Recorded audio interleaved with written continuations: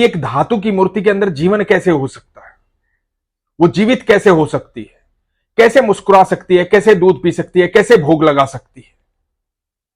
इस तरह के प्रश्न आपके भी दिमाग में आते हैं तो ये प्रसंग बड़े ध्यान से सुनिएगा। हरे कृष्ण दोस्तों, मैं हूं अनुज शर्मा। दिल्ली की एक महिला थी, 2 बच्चे थे उसके। वृंदावन आती जाती रहती थी, विधवा हो गई थी। बच्चों को पालना पोसना, भगवान की आराधना करना, यही दिनचर्या थी। वृंदावन आती थी तो एक बार वृंदावन में बांके बिहारी के मंदिर के पास से एक लड्डू गोपाल ले लिए कि भगवान की सेवा करूंगी। पति तो रहे नहीं, बच्चे स्कूल चले जाते हैं, बातें किससे करूं, अपने दिल की बात किसे कहूं। लड्डू गोपाल लेकर के दिल्ली वापस आ गई, उनकी सेवा करने लगी। धीरे धीरे वक्त बीतने लगा, बच्चे बड़े हो गए, बच्चों की शादी हो गई।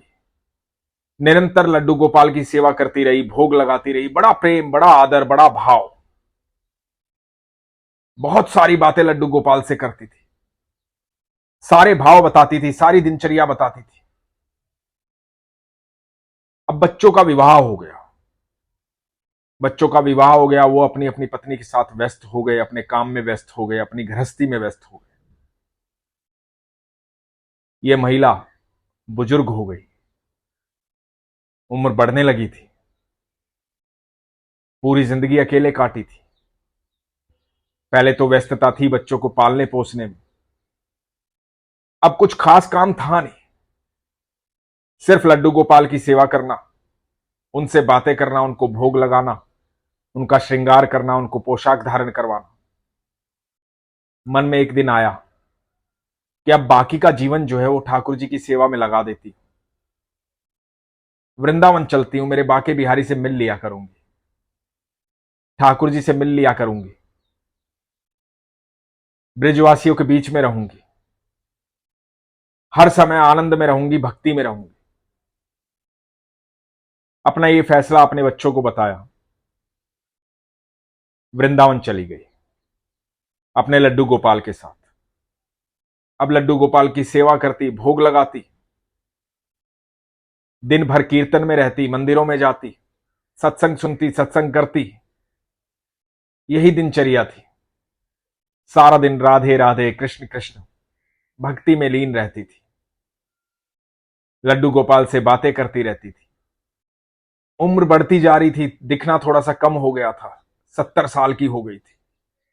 एक दिन लड्डू गोपाल को स्नान करवा करके पोशाक धारण करवा रही थी, हाथ से छूट गए।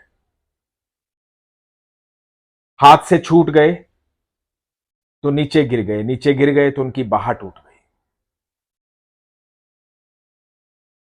बाह टूट गई तो जैसे इस महिला की सांसें रुक गई।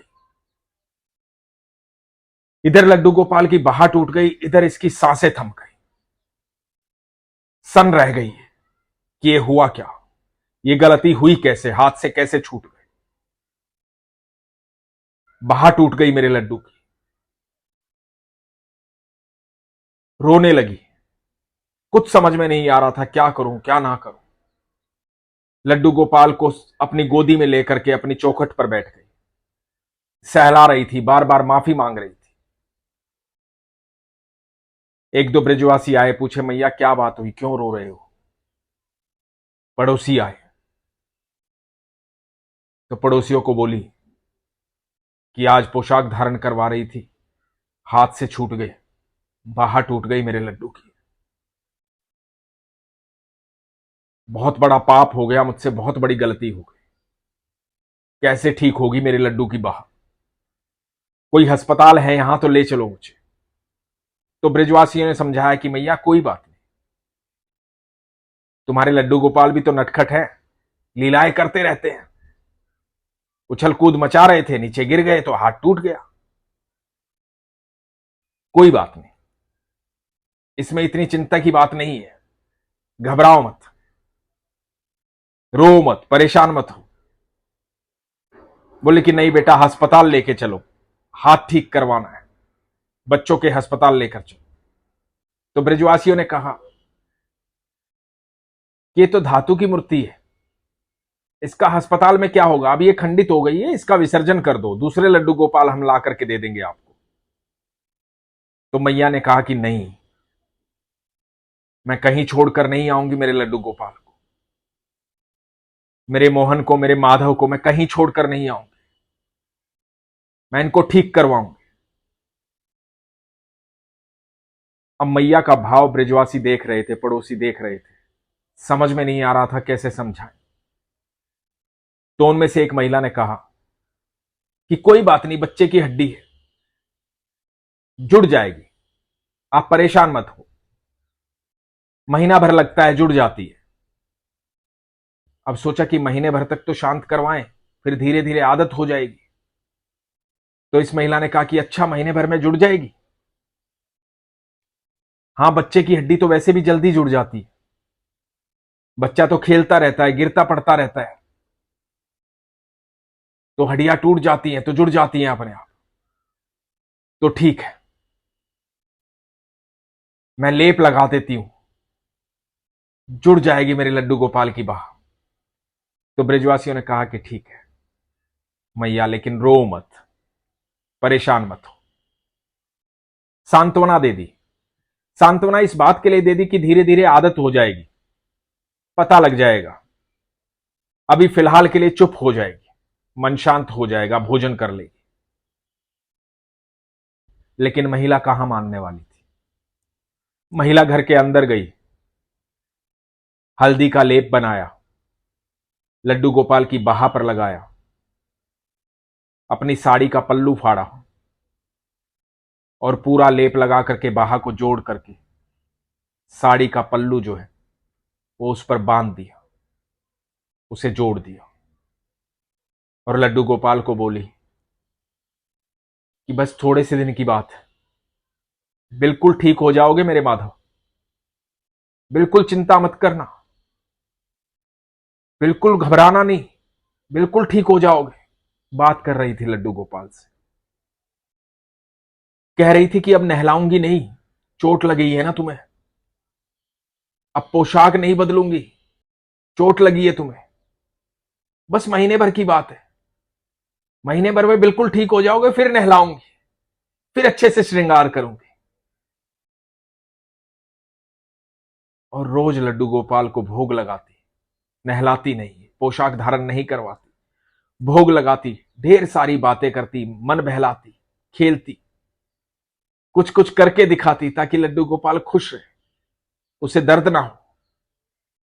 समय बीतने लगा, करीबन करीबन 25 दिन बीत गए। 25वां दिन जिस दिन था, उस दिन इस बुजुर्ग महिला के बेटे ने सोचा कि चलो वृंदावन हो आते हैं, मां से मिलाते हैं, मां से मिलाएंगे, बाके बिहारी के दर्शन कराएंगे, वृंदावन चलते हैं। तो बेटा अपनी बहू के साथ वृंदावन आ गया। वृंदावन आया, मां के पास आया। इधर मां जो है बीमार हो गई थी, तबीयत खराब हो गई थी, 2 दिन से तबीयत खराब थी, चारपाई में लेटी हुई थी। मां को जब इस हालत में देखा बेटे ने, तो बेटे ने कहा कि मां ये क्या हुआ। मां बेटे की आवाज सुनकर के बड़ी खुश हो गई, प्रसन्न हो गई, बहू को देखा, प्रसन्न हो गई, बोली अरे बेटा कुछ नहीं, थोड़ा सा बुखार था, मौसम बदल रहा है। बोले अच्छा हुआ तुम आ गए। बहू बोली कि मां बहुत दिन हो गए थे तुमसे मिले हुए, तुम्हें देखे हुए, इसलिए बड़ा मन कर रहा था तुमसे मिलने का, ठाकुर जी के दर्शन करने का। तो महिला ने अपनी बहू से कहा कि बेटा एक काम करते, मेरे लड्डू गोपाल को भोग नहीं लगाया है सुबह से, शरीर में हिम्मत नहीं है, शरीर टूटा हुआ है, तू वहां से दाल चावल लेकर के जल्दी से बना दे और लड्डू गोपाल को भोग लगा दे। बहू ने कहा कि ठीक है मां, मैं अभी लगा देती हूं। बहू ने दाल चावल बनाए, लड्डू गोपाल को भोग लगाने लगी। तो भोग लगाते वक्त लड्डू गोपाल की हालत देखी, महिला को आवाज दी कि मां ये क्या हालत बना रखी है लड्डू गोपाल की, लगता है काफी दिन से स्नान नहीं करवाया है, पोशाक भी नहीं बदली है, और ये हाथ पे क्या पट्टी बांध रखी है। कैसी हालत हो गई है लड्डू गोपाल की। आप तो अच्छे से सेवा करती हो लड्डू गोपाल की। तो महिला ने बताया कि बेटा बाहा टूट गई थी, इस तरह से पोशाक धारण करवा रही थी, पट्टी बांध रखी है। पता लगा है कि महीने भर में बच्चे की हड्डी जुड़ जाती है, तो महीने भर में हड्डी जुड़ जाएगी। नहला नहीं रही हूं, अब महीना पूरा हो जाएगा तो नहला दूंगी, फिर से श्रृंगार करूंगी। बहू की समझ में बात नहीं आई। बहू को लगा कि मां जो है उसे कैसे समझाऊं कि ये तो धातु की मूर्ति है, साक्षात थोड़ी है, जीवन थोड़ी है, ये तो भाव है अपना। हम उन्हें भोग लगाते हैं, भोजन करवाते हैं, वो थोड़ी ही है, यहां पे मूर्ति ही तो है, कैसे जुड़ जाएगी भला। तो बहू ने भोग लगाया, उसके बाद मां को भोजन दिया। तो मां फिर कहने लगी, बेटा महीना पूरा होने वाला है, लड्डू गोपाल की बहा जुड़ जाएगी, फिर श्रृंगार करूंगी, अच्छे से नहलाऊंगी मेरे लड्डू को, बहुत दिन हो गए नहाए हुए। बहू को मां के चेहरे पर एक अद्भुत विश्वास दिखाई दे रहा था। उनका प्रेम समझ में आ रहा था कि कितना अद्भुत प्रेम है, कितना सच्चा प्रेम है, कितना सरल प्रेम है, कि सोचती हैं कि धातु की मूर्ति की बहा जो है वो टूट गई है, अपने आप जुड़ जाएगी। पर बहू के अंदर यह विश्वास नहीं था। जब बहू दोबारा से शाम को भोग लगाने गई तो मन में एक प्रश्न उठा कि मां की इतनी आस्था है, इतना विश्वास है, क्या सच में हो जाता है? क्या सच में बहा जुड़ जाएगी? ऐसा संभव है क्या? तो मां को आवाज दी, मां को कहा कि मां कितने दिन हो गए हैं लड्डू गोपाल की बहा टूटे हुए और ये पट्टी किए हुए? तो मां ने आवाज देकर बताया, बेटा 25 दिन हो गए हैं आज। तो बहू को लगा कि 25 दिन हो गए हैं, यदि जुड़नी होगी तो कुछ तो जुड़ी होगी, और नहीं जुड़ी होगी तो ऐसे ही पट्टी बांध दूंगी, पट्टी खोल कर देखती हूं। और बहू ने धीरे से लड्डू गोपाल की वो पट्टी खोलनी शुरू की, और जैसे ही पट्टी पूरी खुली तो देखती है कि बहा तो जुड़ी हुई है, ये बाजू तो दूसरी बाजू की तरह है, बिल्कुल ठीक ठाक है, इसमें तो कोई समस्या नहीं है, कोई दिक्कत नहीं है, कहीं भी नहीं टूटी हुई है। तो लड्डू गोपाल को उठाया और अपनी मां के पास ले गई और जाकर के कहा, मैया ये देखो लड्डू गोपाल की बहा तो बिल्कुल ठीक है, आप कह रहे थे कि टूटी हुई है, कहां टूटी हुई है? नहीं टूटी हुई है मां। और बुजुर्ग महिला ने लड्डू गोपाल को देखा, आंखों से अश्रु बह रहे थे। लड्डू गोपाल को अपने गले से लगा लिया, जोर जोर से रोने लगी और बोली, देखा मैं ना कहती थी, महीने भर में बिल्कुल ठीक हो जाएगा, 25 ही दिन हुए, बिल्कुल ठीक हो गया मेरा लड्डू। और प्यार करने लगी लड्डू गोपाल को, बोली, मेरे माधव अब तेरा श्रृंगार करूंगी, अब तेरे को पोशाक पहनाऊंगी, अब तेरा ध्यान रखूंगी, कभी गिरने नहीं दूंगी, अब तुझे नहलाऊंगी, मुझे पता था तू ठीक हो जाएगा, तू ठीक हो गया मेरे माधव। और इस स्नेह को, इस प्रेम को बहू देख रही थी और बेटा देख रहे थे। इतनी सरलता कभी देखी नहीं थी, इतनी सहजता कभी देखी नहीं थी, इतना अटूट विश्वास, ऐसा प्रेम कभी देखा नहीं था। बहू और बेटा इस प्रेम को देख करके, इस आस्था को देख करके, इस विश्वास को देख करके विस्मित हो गए थे। दोस्तों, यह आस्था का विषय है, विश्वास का विषय है। आपके घर में जितनी भी मूर्तियां हैं वो मूर्तियां नहीं है। शास्त्र कहते हैं कि यदि आप 3 दिन तक उनकी पूजा कर लेते हैं, उनसे बातें कर लेते हैं, तो वो जीवंत हो जाती है, वो साक्षात हो जाती है। तो आपके पास यदि लड्डू गोपाल है, आपके मंदिर में मूर्ति है, तो उसे मूर्ति ना समझे, वो जीवंत है, साक्षात है, वो आपकी बातें सुनते हैं, आपके भाव सुनते हैं, आपके भाव समझते हैं। आपके विश्वास से ये आस्था, ये प्राण जागृत होते हैं, ये प्राण प्रतिष्ठा होती है। ईश्वर आपके इर्द गिर्द हमेशा होते हैं, हर पल होते हैं, कण कण में विद्यमान है ईश्वर। अनंत ब्रह्मांड के रचयिता हैं ठाकुर जी। हर कण में विद्यमान है, जहां आप देखना चाहेंगे वहां दिखाई देंगे।